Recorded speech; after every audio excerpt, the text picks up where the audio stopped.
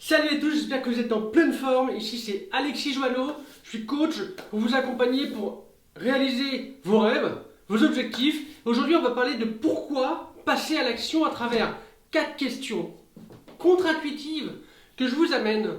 Concrètement, régulièrement, on a tendance à se poser des questions pour pouvoir passer à l'action. Notamment, on nous rappelle aussi assez souvent de nous rappeler de nos pourquoi. C'est ce que moi j'ai toujours dit aussi. Et en fait, j'ai essayé de réfléchir autrement pour vous amener à réfléchir sous un autre angle d'attaque. Donc là aujourd'hui, c'est 4 questions contre-intuitives pour vous permettre de passer à l'action et vraiment de faire le bilan d'où vous êtes et pourquoi vous êtes là. La première question que j'amène aujourd'hui, c'est la question du pourquoi. Bien souvent, on entend les gens se poser la question, d'accord, pourquoi je fais ça? Quel sens ça a?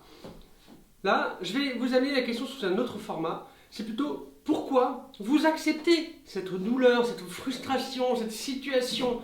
Vous avez peut-être des raisons qui vous sont propres. Et je ne les critique pas, et vous avez certainement raison. Simplement, lorsque vous avez des difficultés à passer à l'action, posez-vous cette question. Pourquoi vous acceptez cette douleur, cette frustration, cette situation? Pourquoi vous acceptez finalement de ne pas passer à l'action? En agissant comme ça, vous allez finalement faire une sorte de bilan pour savoir vraiment qu'est-ce qui vous empêche, qu'est-ce qui vous retient. Et vous allez vous rendre compte dans certains moments que rien ne vous retient hormis vous-même. Vous avez tendance à dire que vous êtes vos propres limites et vous acceptez les limites que l'on vous impose, concrètement. Donc là, voilà, ça c'est une première question. Pourquoi vous acceptez cette douleur, cette situation, ces problèmes lorsque vous en avez? Là, l'idée maintenant, c'est de faire le bilan et à partir de ça, vous pourrez passer à l'action si vous sentez que finalement, vous vous rendez compte que vous ne passez pas à l'action et la seule raison, c'est vous-même. La deuxième question que je vous amène, c'est quel est le prix à payer? Souvent, on dit, mais quel est le prix à payer finalement de passer à l'action? Qu'est-ce que ça va t'apporter? Ok, moi j'ai envie de changer un petit peu ça et vous amener dans un autre contexte. Finalement, posez-vous cette question. Quel est le prix à payer de rester là où vous êtes? De ne pas passer à l'action? Qu'est-ce qui va se passer justement si vous restez dans ce boulot? Si vous restez dans cette ville, dans cet appartement, dans cette situation? Concrètement, faites le point. Et là, vous allez peut-être vous rendre compte que finalement, vous avez plus à perdre à rester là où vous êtes qu'à vous engager dans des actions pour atteindre vos rêves, vos objectifs, peu importe. Cette question elle est très importante. Quel est le prix à payer pour rester là où vous êtes? À l'inverse de toutes les questions qu'on a pu se poser auparavant, c'était quel est le prix à payer, les sacrifices, les concessions qu'on avait à faire pour atteindre notre objectif?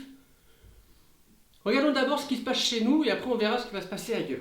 La troisième question, c'est part du principe que l'être humain, tout le monde compris, imagine toujours le pire du pire de ce qui peut arriver lorsqu'on va passer à l'action pour atteindre nos objectifs. On voit forcément l'échec pour la majorité d'entre nous.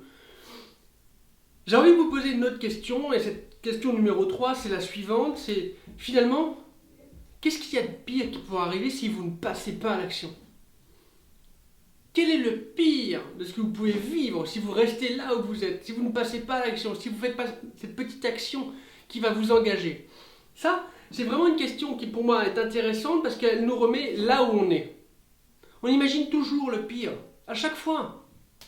Le regard des autres, le fait d'échouer, ce qui est possible. Et finalement, on se pose jamais la question, mais qu'est-ce qui pourrait arriver de pire si je restais là où je suis?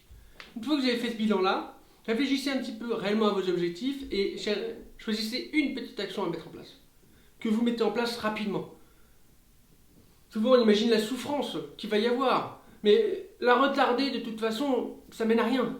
Autant la mettre en place tout de suite et que ce soit volontaire. Pourquoi? Parce que vous allez la vivre de façon beaucoup plus agréable. La dernière question que je vous amène aujourd'hui, une question contre-intuitive, c'est ne pas vous poser la question quelle décision je dois prendre pour atteindre mes objectifs, mais plutôt quelle décision vous n'avez jamais prise pour atteindre vos objectifs. Qu'est-ce que vous n'avez jamais pris comme décision pour atteindre les objectifs et vos rêves? À partir de là, finalement, vous allez faire un constat de tout ce que vous n'avez jamais fait, de tout ce que vous devez faire. Ça brosse en fait juste un état des lieux de tout ce qu'on a pu faire ou pas faire qui nous a mené à la situation où on est. C'est souvent qu'on entend que pour voir quelque chose arriver de nouveau dans sa vie, il faut faire les choses différentes. C'est le même principe pour les décisions.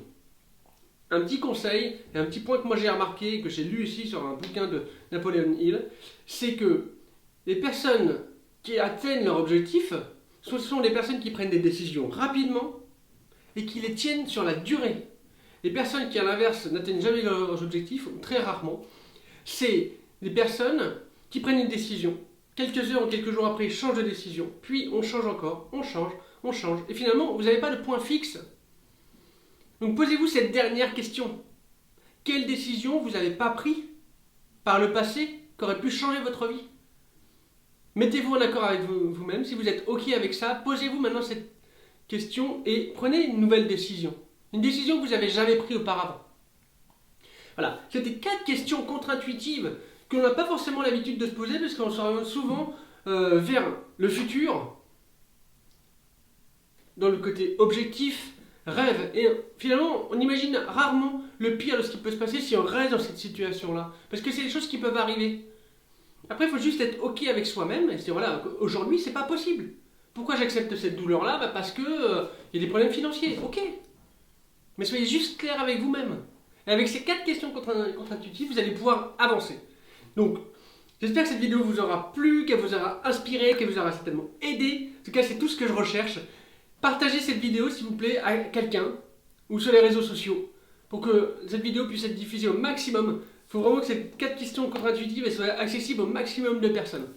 Laissez-moi un commentaire si vous avez envie et abonnez-vous. Il y a une vidéo par semaine. J'essaie d'élargir le champ de des thèmes. N'hésitez pas. Et je vous dis à bientôt. Ciao, ciao!